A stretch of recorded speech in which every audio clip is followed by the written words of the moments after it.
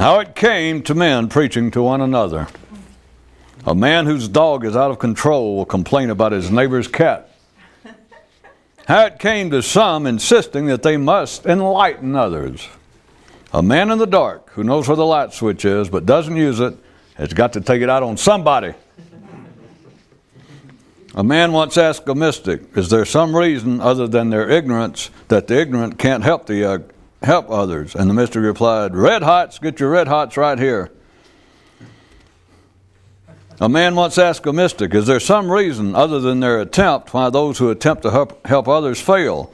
And the mysterious one replied, red hots, get your red hots with ketchup right here. Though now forgotten by history, there was once a university that attracted men from all over the planet and whose popularity was unrivaled. All of the subjects in its curricula was it made up, and the correct answers to all of its tests were whatever the student put down. The reason you now never hear of this institution is because it became so popular that in the minds of men it simply became life. The minds of the ordinary are as children lost in the woods who attempt to extricate themselves by following a trail of bread crumbs that they in part daily lay.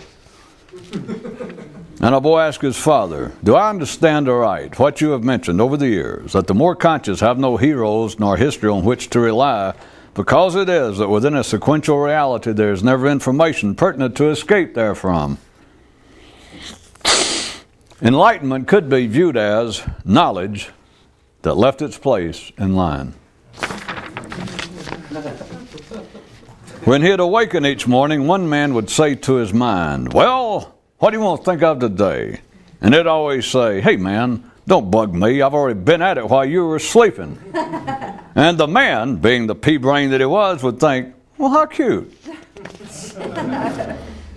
The Crown's official lecturer was once speaking to the people in the manner that was his normal wont, condemning far and wide most of their interest, morality, and everyday behavior.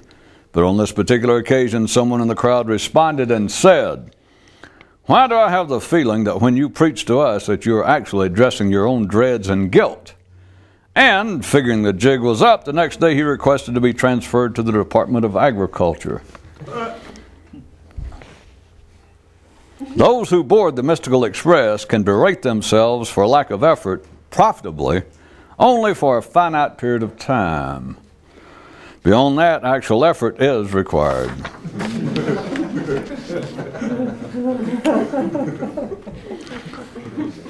Men whose personal sense of themselves is based on some aspects, or plural, of their culture, religion, or civilization have what is commonly referred to as a personality, which is taken to be individual and unique to that person, but which even a cursory examination will reveal it is not. And you ask, how do not men realize this? And I reply, but if they did, what would they do after that? And you reply, how should I know? I'm just here with a tour.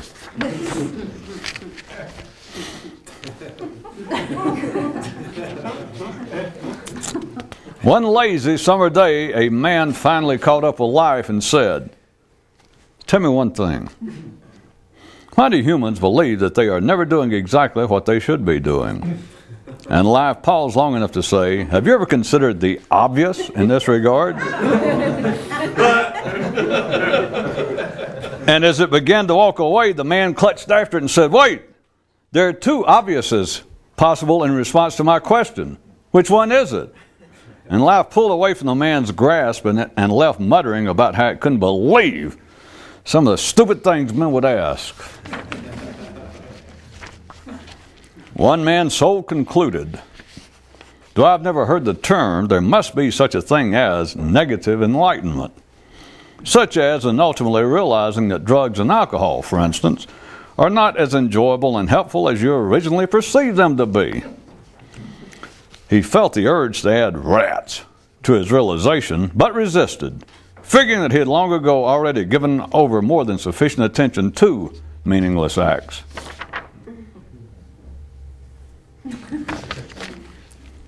Somewhere, a bit past middle age, One man took all of the thoughts he had ever had thus far and dressed them up as chickens.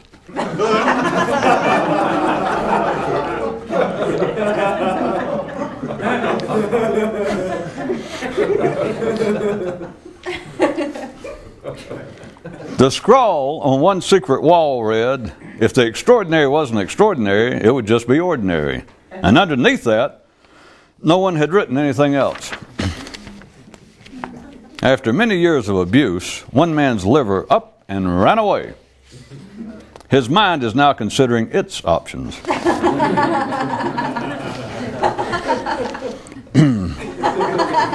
Two children were talking, and one of them said, "Let's go out and play in the mud." And the other replied, "No, let's celebrate the nature of man." And the first one replied, "Okay, we'll do them both." And the second one asked how. And the first one said, "By doing either one." Then from within, someone's mother called out in an accusatory tone, "Are you playing with that disreputable part of yourself again?" And the kid, once again, wished he was orphaned. The main reason that men can't understand the mind is because they don't want to.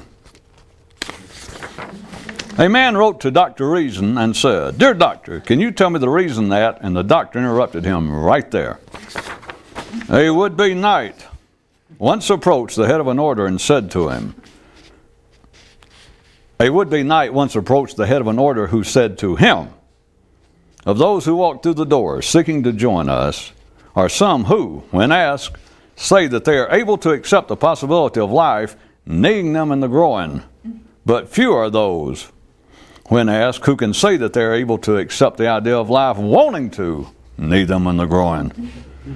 As the applicant stood there, now not knowing what to say, his potential liege continued. All of this, of course, being an illusion, like everything else outside the walls of our activity here. The only reason that meaningless hectoring continues to be operational is because of those hectored to continuing to react to it. The unseen hand of life writes up man's collective mental menu, but partaking only therefrom offers insufficient nourishment for the few. For many years, one man struggled to quit criticizing others, and by the time he realized what a moot effort it was too late. He had damn near stopped thinking about them altogether. Life has two general ways it keeps its slaves down on the plantation. It makes some of them weak, and the remainder stupid.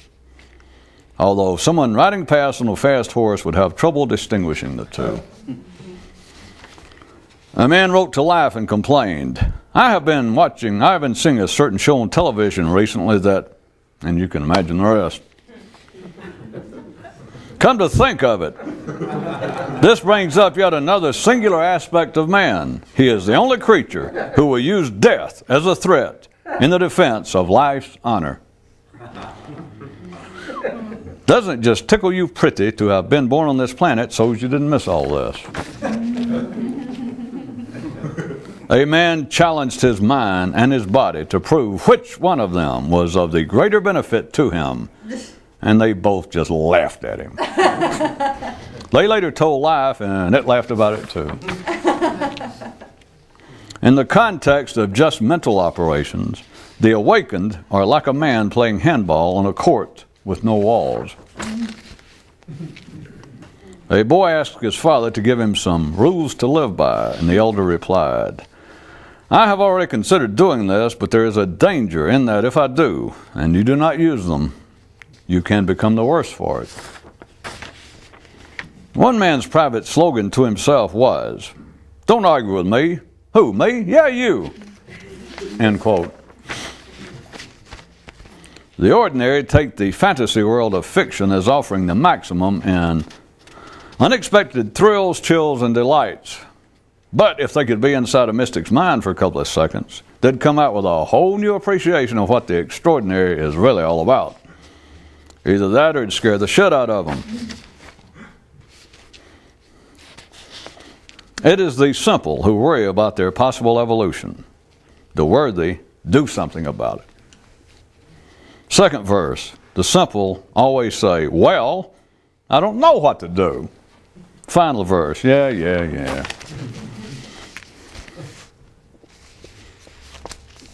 That was all of it.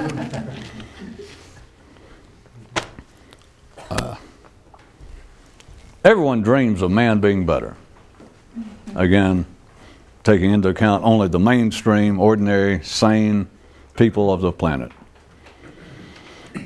In that framework, everyone dreams of man being better. The more simple dream of man in the sense of being better, they dream of it as hitting the number, hitting the jackpot, the lotto, the state lottery. The more cultivated dream of man as being more civilized. And the religious, as always, dream of man improving after death.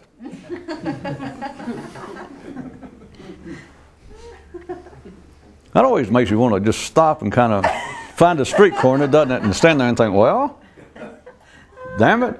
Even if they don't know what they're doing, they got something there. It is the world's safest con game, the world's safest fraud. It's like going out and attempting to sell aluminum siding to honest burgers, siding of which made out of cardboard. But to be able to do so, and it never rain while you're alive. It is a beautiful swindle, idea, beautiful concept, I should be saying. That about covers the general field of ordinary people dreaming of man being better. Again, I repeat, it does not have to be in a mystical context, and all that was not to be meant to be funny, sarcastic, or accusatory itself. The simple simply do. I just picked out one example, but to the more simple on the planet, always, and contemporaneously so, always dream of the betterment of life. And the more simple you are, you think of man being better primarily on a local, personal basis. That is, the more simple you are, the less your idea of man being better reaches much further than, your own skin. In other words, when you find the more simple of the planet and you say, what would be your idea of man being better? I can almost guarantee you that right from their lips, at least the second or third word in their response will be I. You say, if you said, do you think about life and man being better? And they're like, oh, okay. And you go, well, in what way do you think about it? I'm doing a survey. And they'll probably either the first word, as I said, or within two or three will be, well, of course they may say me hitting the jackpot, me being rich. Whereas when you move up, in a sense, up the human nervous system as reflected in the external world, also to my next example, I said the more cultivated, that is the less simplistic of the world. If you ask them what's their dream of man being better, it begins to go outside of themselves. It is still selfish, as it should be, and self-centered. But then they will say something, they will begin to express ideas that the man would be better if everyone was a bit more civilized, if we had less crime, if it was safer to live. But being more civilized, if you understand the sense in which I mean it, that would be probably their response. Of course, if they had to explain it in more detail, it's that they wish that they think that man would be better if he was more civilized because it would be better on them. As always, it's life making them do it, so it's not that they have any hidden plan behind this, and it's not as though they understand what they're saying. But anyway, their view would be outside themselves, outside their immediate skin. And the religious, of course, take it a bit further. It's not only outside their skin, it's outside this lifetime. That the idea of man being better, yes, they do dream of it. And you go, could you give an example? Well, yes, if you live a Christian or Jewish or Buddhist life, and then after you die, we're in heaven, everything will be better. That about covers ideas of man being better at the ordinary level. Those sometimes referred to as mystics, who does that? Well, sometimes you do, and I went along with it. They have a unique view of it.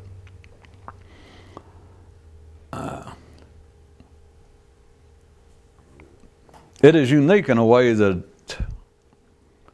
is not only surprising, and I say that just as a entree into this because it's beyond surprising.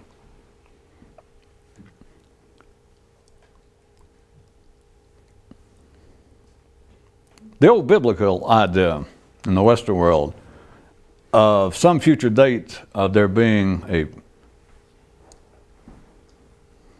a much better day, some future time, a much better day, whether it be after life or not, but a much better day, and they love to, a common quote from the Old Testament, I believe it is the day in which the lamb will lay down with the lion. Now even the ordinary, if questioned, they must understand that has a metaphorical basis, because that is not, even in the ordinary terms, that is not to be expected. That would interfere with the food chain of life. Things would fall apart. So even they, whether they ever stop and think about it, but even they would be forced to, if they're ordinary, would be forced to go, well, yeah, it must have some other meaning. But what is the other meaning? Even after we discount the obviously spurious and impossible or destructive nature of that becoming a reality, because it would break down literally at the most simplistic, instinctive, physical level. On this planet, it would break everything down. Would indeed the lion and lamb could lay down together and the lion didn't eat up the lamb. The lion's going to starve to death. Everybody's going to starve to death. We'll eventually starve to death. So, even the ordinary, I'll give them credit, if they were questioning about it in such a way as I did, they would have to say, well, you're right, there must be some other possibility. It must represent something else. But what does it represent? Even though they do not analyze it. What does it represent? The religious would want to mouth something to do with spirituality, etc. But here's what it gets to. It gets to the operations of the human nervous system at the mental level, above the limbic system, above the instinctive level of the human nervous system, into the area commonly referred to, sometimes laughingly referred to, as the mind. I didn't hear anyone laugh, but which told me all I need to know, thank you and good night.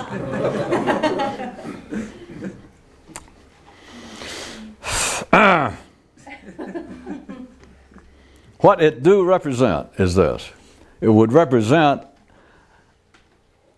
inside of the mind, inside the operations of the human brain at the level of so-called consciousness, which is what people call their mind ordinarily. At that level, what they're picturing is a lack of conflict.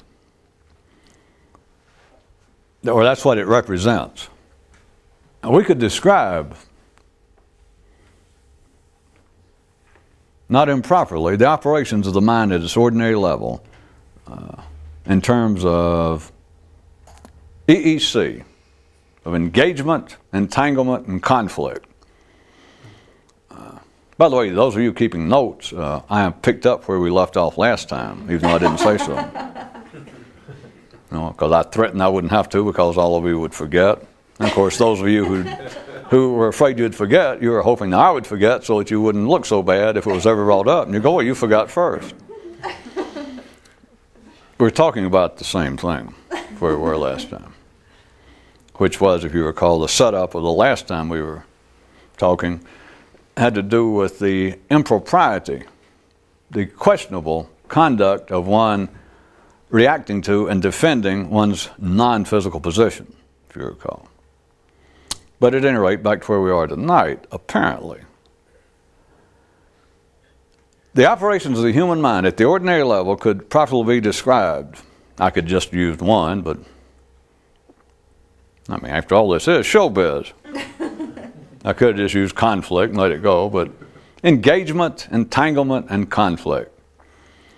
Now this happens, we've hit this from a myriad of directions, but the whole civilized world of man, or the whole world of man's civilization, everything above and beyond the instinctive, survival-based level, everything else is a kind of intellectual, and oftentimes comes out verbal, dance.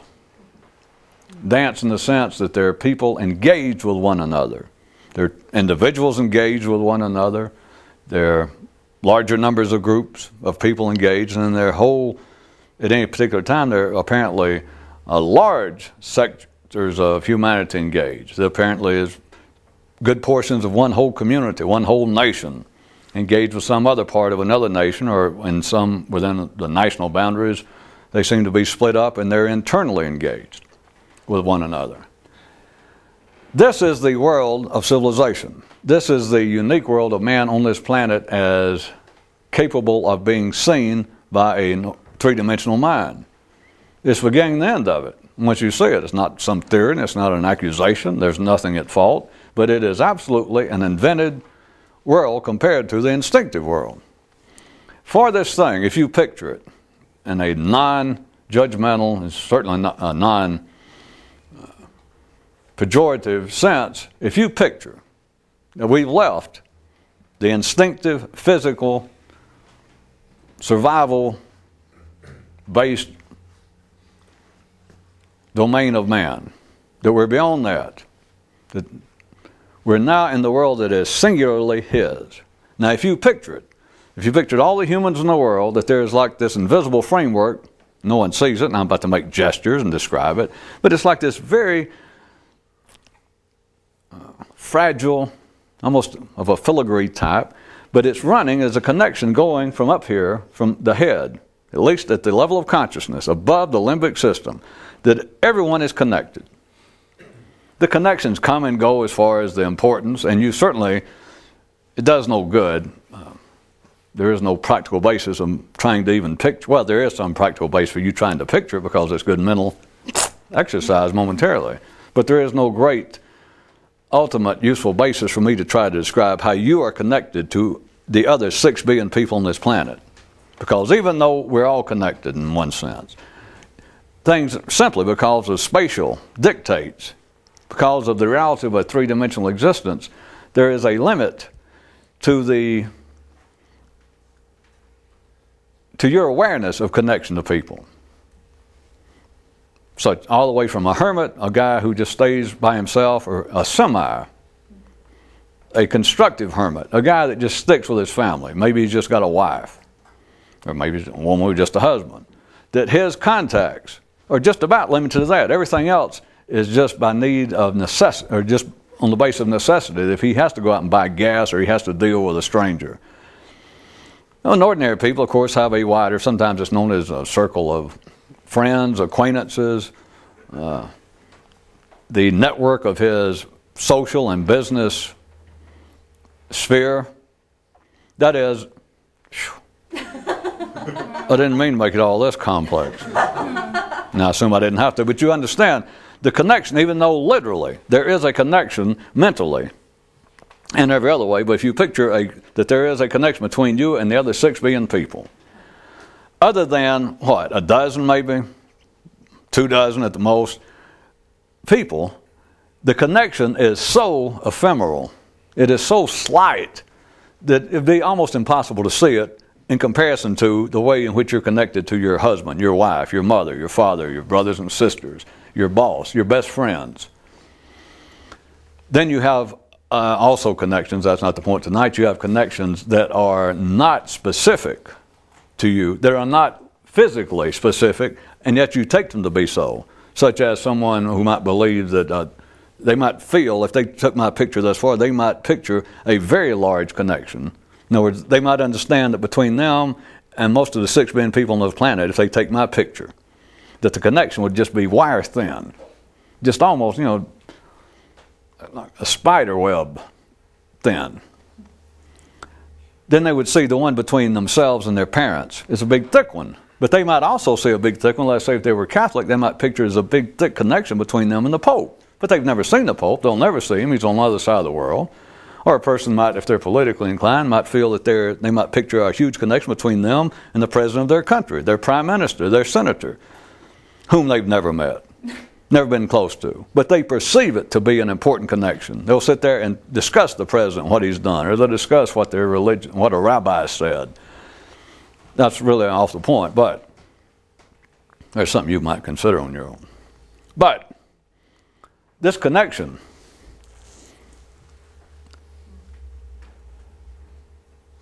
are these connections.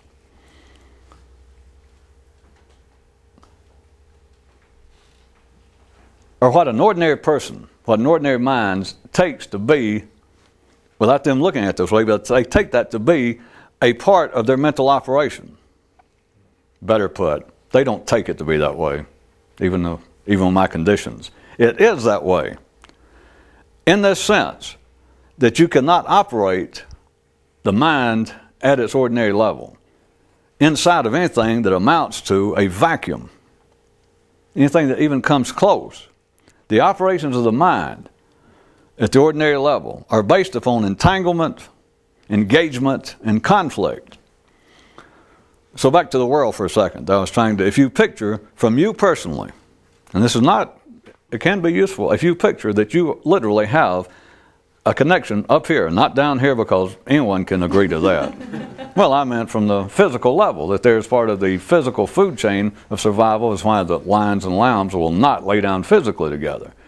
But up here, there's also that you are tied to everyone else mentally. In the sense that were you not tied to people mentally, the mental food chain would fall apart. In the mental food chain, what that amounts to is man's world of civilization. That being everything that is not farming, everything that is not literally survival necessity, a survival necessity. Everything else is civilization. So if you picture this, that this framework, picture you staying there and you and everyone else, you're connected with all of this little fine connections. This structure, if we could stand out 6 billion people out on a big plane, and you picture going above their heads, from everybody's head is like 6 billion little connections going up, and they all meet up there above the heads. Picture that you can get it far enough off the planet that there's 6 billion people, and above their heads, from their head down, consider that is the physical survival level. For the part of this metaphor, above their heads, where all of this came together, would be the unique, singular world of man. And it would, let's assume that it doesn't just come up to some teepee point, some apex. Assume it all gets together, and because it's so complex and there's so many people, they can't all come together. They have to create a structure that probably, let's assume that looked like some sort of abstract, a drawing, a sketch. But of 6 billion of these coming, of course it's more than that, it's 6 billion squared. But it's come up, and imagine this whole thing over the 6 billion. Just floating up in the air, well, not floating, but up in the air, this structure, like this filigreed wrought iron structure. Can wrought iron be ephemeral? Anyway, this structure, you can almost metaphor yourself to death. What do you mean, almost? At any rate, here's this structure above their head. That is the world of man, and this structure is held up how? We have it? No, not by gravity and not by painting it. Not by starching it. You know how it's held up? By conflict, by disagreement, by entanglement, by engagement. Mentally, your mind would have never operated had it not, if you picture it was like a little sprout coming out. It had to find another sprout that pushed against it. That like went, hey, what are you doing? It had to engage with another mind. Parentheses, S. It's a mind and then minds eventually. It had to engage them. And engage in the sense is really better than conflict, because it doesn't necessarily, well, it certainly does not insinuate that it does have to come to fisticuffs. But it has to engage other minds. This whole picture, and again, this world, if you're looking at the 6 billion people and the world of man's mind and all of its offshoots, but this whole world is like this structure above their head where, to varying degrees, even though you're not in direct mental contact with all 6 billion people, there's this structure of it coming out to those with whom you are closely connected, and it's, who knows how the thing would look. It's just this huge, gigantic coming together and all tangled up and pushing this way and leaning over at places. And some places may look more symmetrical than others. But here it is, and it's held up. The only way it keeps going is by engagement. That just one guy, if his mind just started going up like this, it would have never gotten anywhere. Put to you another way, they keep dreaming. It's like one version, not understood that way, but the coin of one hand, the sound of one hand, all that stuff. A better one yet, a few people have tried to picture this, and it doesn't do anything with their mind, which I don't know why. They don't learn anything about the mind, but people try to picture, what would it be if a kid grew up by himself? The old wild child idea. They grew up with no human companionship. Would his mind develop? And if so, what would it be like? And they go, boy, that's an unanswerable question. Well, it may be, but goddamn, just them coming up with a question and going, would have answered all kinds of stuff if they'd wanted it answered. But it was good. I'm sure we all enjoyed tonight. Was finally the great revelation. Revelation is why the main reason that men don't understand the workings of the human mind is because they don't want to. Sorry? That was strictly a sham show, as though you would announce that and wait for applause. Or wait for anything other than looks of bamboozlement.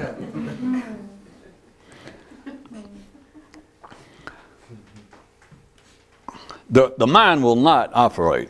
It will not even start without engagement. So, not losing your place, of course, if you look upon, with there being no criticism involved, if you look upon it as simply being an operation, a necessity, the necessary basis for the mind to operate, to be that of a continual engagement, entanglement, and conflict. It's no real big secret. It's just that people are not equipped and are not accustomed to facing it head on in such a broad range. But it is not unknown, in the sense that none of this is actually unknown, that people here and there will even say that it is good to stay intellectually challenged so as to not to let your neurons and your little brain cells age prematurely. Or they'll be interviewing some little old man or woman who's 70 years old and seems real spry, and they will be singing the praises of going back to community college after you retire, take up some new mental challenge to do something, by God. And of course, it doesn't require you just be old, but there are people who will say that being intellectually challenged or creating an intellectual challenge for yourself is beneficial. It's not just beneficial. The mind will not operate if the mind does not have. The mind will not operate at anything approaching a definition of intelligence if it is not engaged in some sense to itself of conflict. The reason that I said originally that when I point out that mystics have a unique view of what a better man would be, and I said it's not only unique, it's surprising because, and then I said it's not only surprising, it's actually unperceivable by the ordinary mind, and it's this.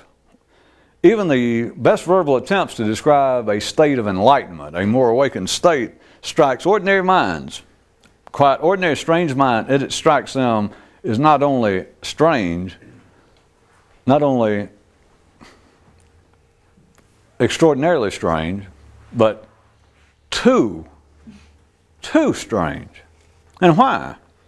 Assuming that we're both thinking about the best possible explanation ever attempted of what a state of enlightenment would be, you know why it is. It is a man playing handball mentally on a court with no walls. It is, even if, well, if you've never heard such a description, if I was using I metaphorically, if I were to attempt to give a real-time, on-the-spot, best shot at a verbal description of being more conscious, I could say just what I did. It is the mind operating as though it were playing handball on a court sans walls. There is no conflict. There is no engagement. There is no entanglement. But you say out to the mind, you go, wait a minute. The mind can hear that metaphor of a man playing handball. We all know what that is. I assume you do. You're in a closed room, and the whole point of handball, you're playing against a wall. And indirectly against an opponent. But anyway, you're playing against a wall. You hit the ball, and it bounces back. And you hit the wall, it bounces back, and you play it up and down on the ceiling. Just speaking it in a mental context, which is sufficient for most purposes. But to be this state of enlightenment, as it's been called in the past, would be like a man that you hit the ball and you're playing handball. Because I've already described, I set it up in describing that the operations of the ordinary mind are like a handball game. That is, there has to be engagement. The engagement, in this sense, changing the metaphor again, or metaphoring a metaphor, the engagement is the wall. The entanglement is you hit it and it keeps coming back. You expect it. The conflict is you hit it at that wall and the wall knocks it back. Of course, the wall doesn't. It's the laws of physics. No, it's not. It's the wall. Okay. A scientific Luddite.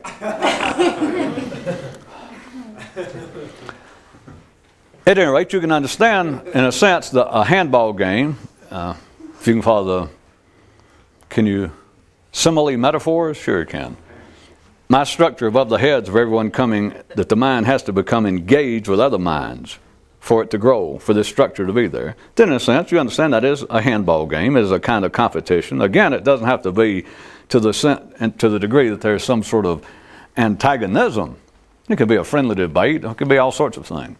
But it's that same kind of tension, that same kind of engagement that holds up this structure, which is part of the game of seriousness. And I keep slipping in also, is you must take this seriously. Because if you didn't, the wonderful world of civilization, don't worry about the Huns at the door. Don't worry about the Khans at the door, the Mongols. No. What civilization has to worry about mentally is all of civilization, all of the damn near 6 billion people who are civilized, they're all in their house one day. And there's a knock at the door, and they open the door, and this bozo the clown goes, "Ooh." That's when they slam the door and go, "Oh my God." See, because you can fight off the uncivil, you can fight off those with opposing religious or political views.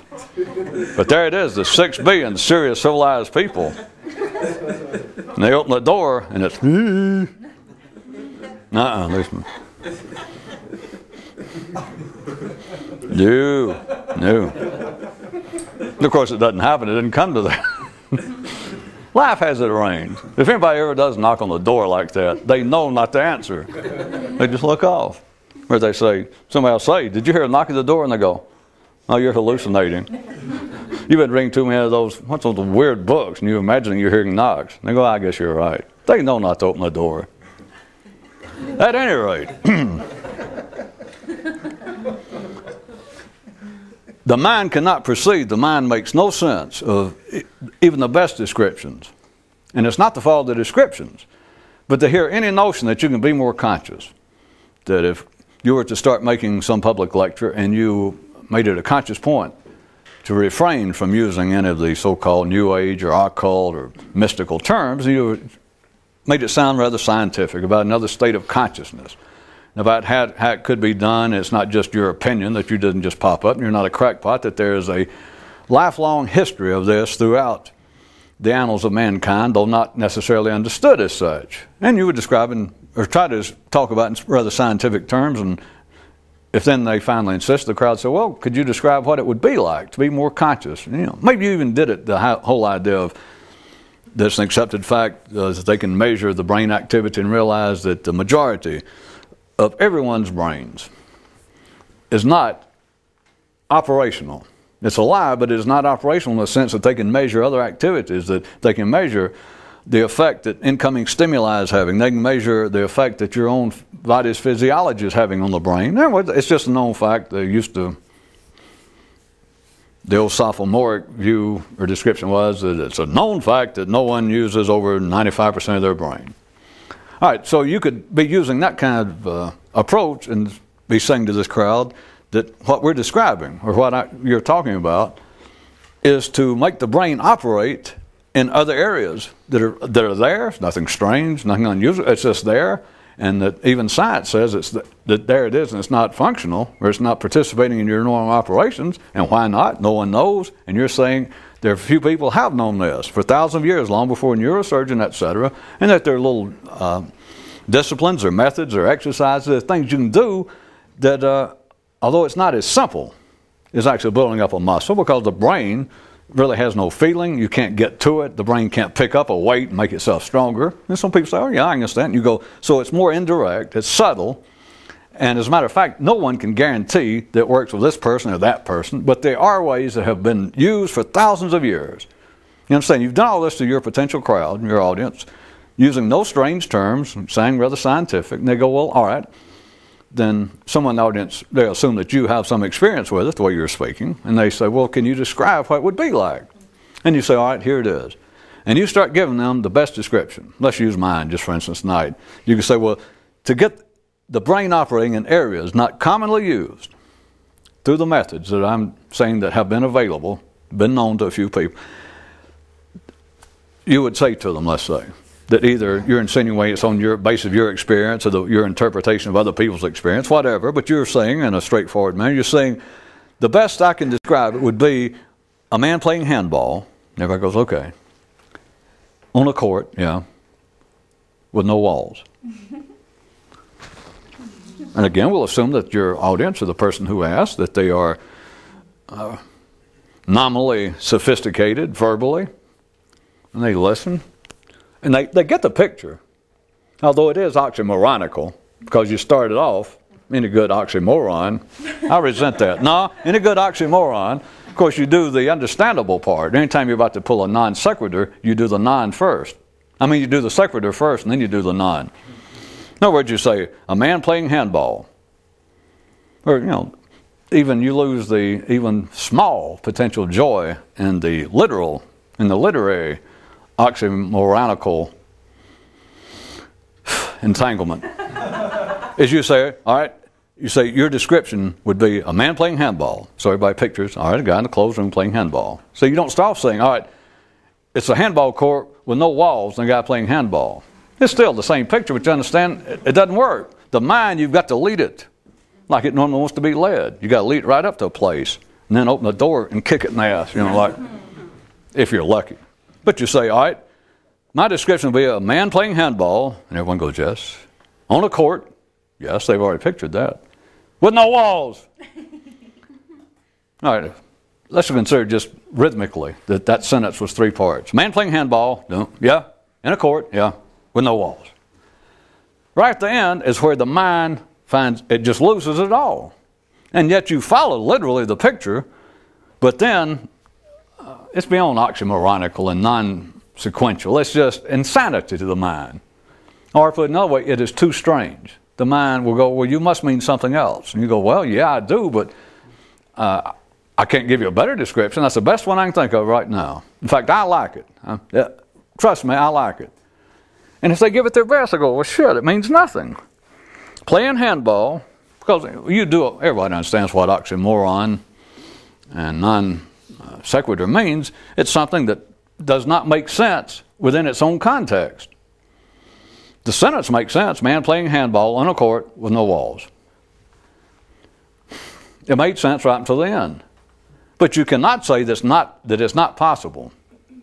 For one thing, those of you that I'll point to again, anything a man can describe, anything the human mind can describe that verbally, that rhetorically makes sense, that the sentence actually makes sense, is possible.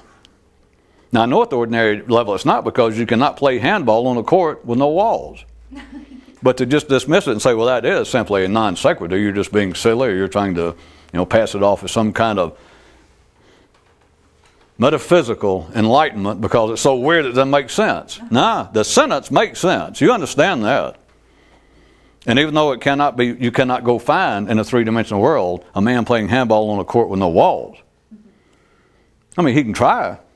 But all he's going to do is get in one serve. And that's it. So you can't say he played handball. You can say, well, he served it, and then there was no game. No. Just because you can't see it.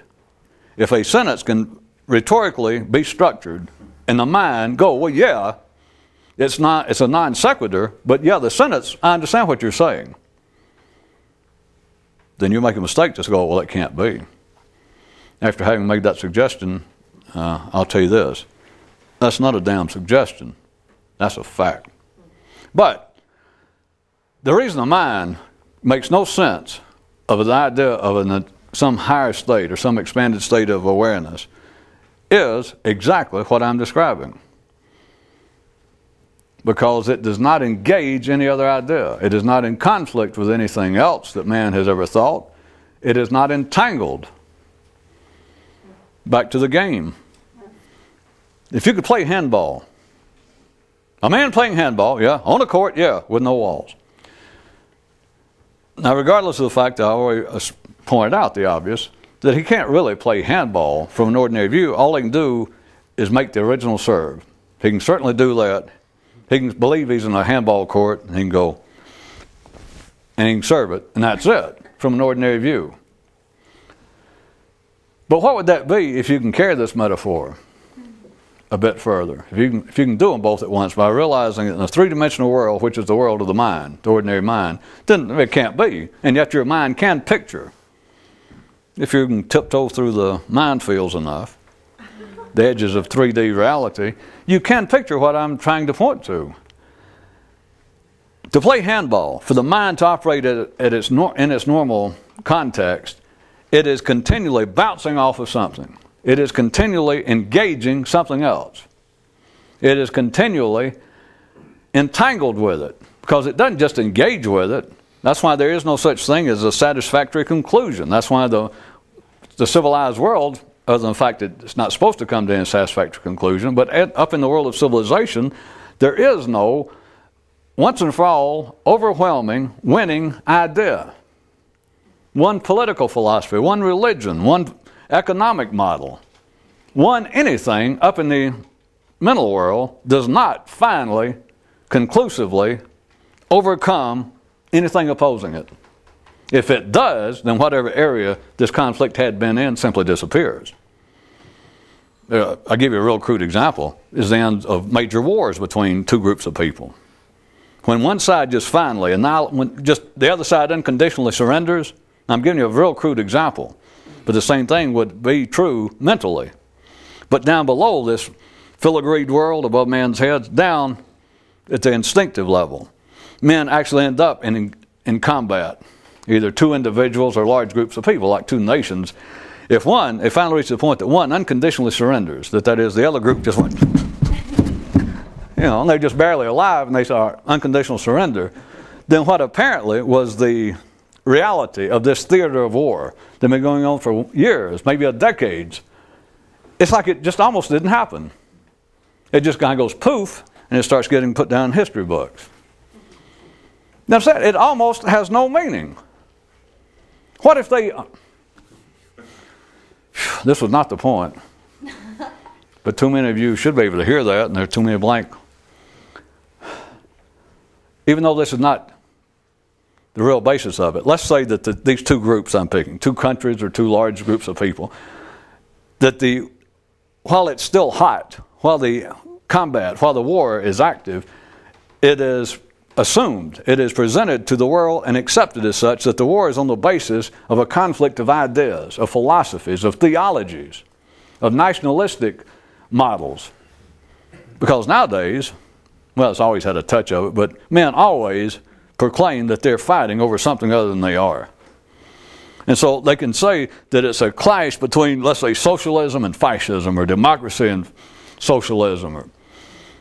And that's the way it's presented constantly. According to what part of the world you're in, where you live, what side you're closer to is how the news will be presented to you. And of course, those involved, it seems to be another way. But anyway, that they're not fighting over just some property or just over a bridge somewhere or a lake. They're fighting over, by God, something of infinite consequence. Whether democracy or fascism will survive, or communism, or whatever the hell it is. And they discuss it. People outside it becomes a major area of discussion that is now above the heads of the combatants. Everybody's discussing this and that. Finally, one side gives up, just unconditionally surrenders. They're almost laid waste, total waste. Think about it. It's happening in most of you people's lifetime, almost the next day. Not almost. I don't know why I keep trying to baby you people. The next day, as far as the news of this horrendous, this either blood heating or blood chilling conflict that was threatening to engulf the rest of the world, because it so reached in to the hearts and the minds of men, because it seemed like the final, or at least at this point, the greatest struggle between conflicting philosophies or conflicting religions. That day's almost gone, but it's always the same thing, that it's a mental conflict, and that was the constant part of the headlines of the news. It would be that one side gains 4 miles at the front, but the subheadline or the text of the articles is always about the implications philosophically of this warfare. That creates as much attention, that men's minds are given as much to the apparent philosophical, read mental, aspects of this conflict as the actual physical battleground, about who won, who took over a bridge, who took over some new town, who pushed the front either 10 miles this way or 10 miles the other way. It's the philosophical aspects. The day after, one side unconditionally surrenders, no one knows it. There is no more discussion. There's nothing about, well, finally, good triumphed. Or finally, now it's proven, fascism is superior to communism. It's just like it never happened. Now, they'll continue to report now about trials or about who's going to pay money, the repatriations and this and that. But the so-called philosophical aspects of what it proved, the day after, one side unconditionally surrenders, it's like it just disappears. It'll show up in history books in 4 or 5 years. They'll be teaching in high school. It'll be worth a paragraph. And yet, while it's going on, it seems to be of supreme importance. Everyone should understand. Now, I'm not... Something has to do with warfare and all that. This is inside of each individual's mind, the usefulness of this.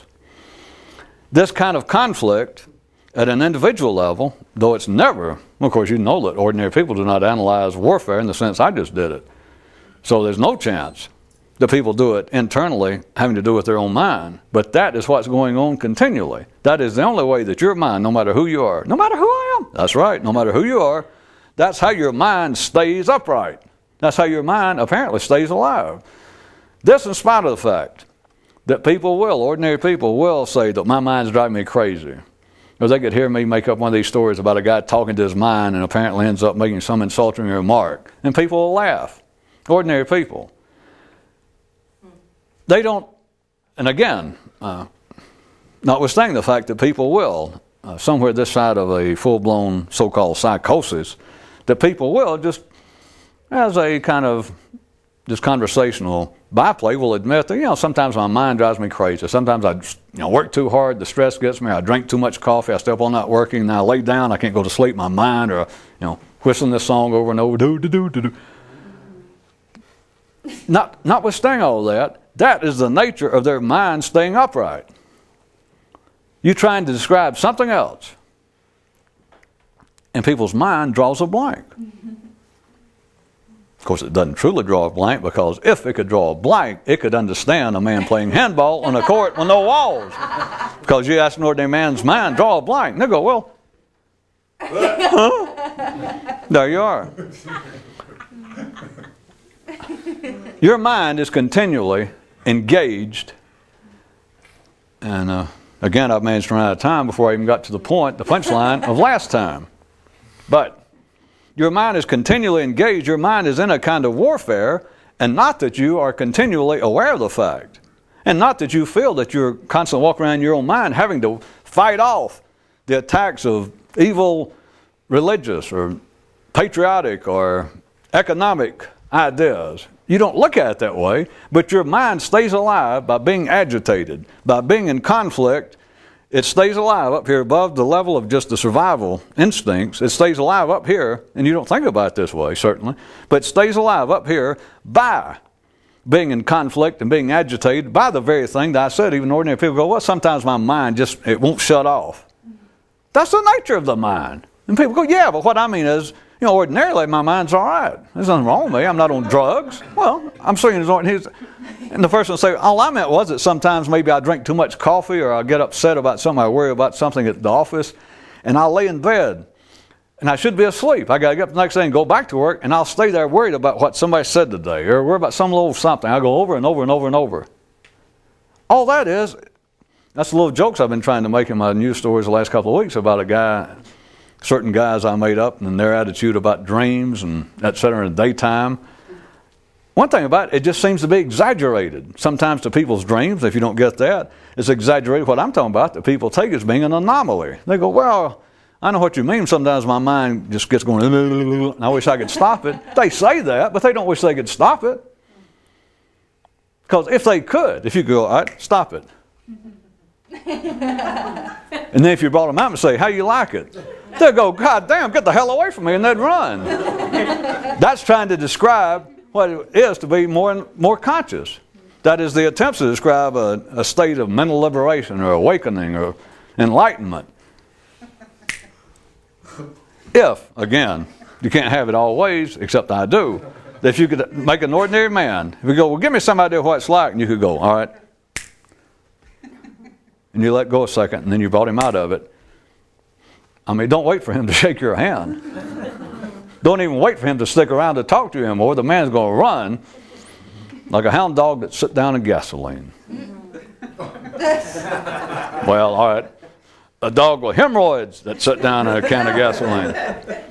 Man, the mind, forget, of course, this is not going to happen, what I just described. Not only can that not happen, to the ordinary mind to describe what it would be for the mind not to be engaged, not to be in conflict, not to be entangled, it just goes, huh?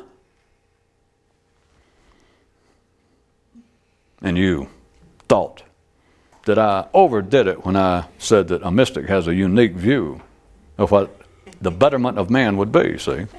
You thought I was exaggerating 50 minutes ago. Of course, now most of you see quite clearly that, huh? It's a betterment to those who understand it, but it's not a betterment to anybody else. It's not a worserment. It's a nothingment. You can say, well, it's a man playing handball, yeah, on a court, yeah, with no walls. They go, thank you, bye.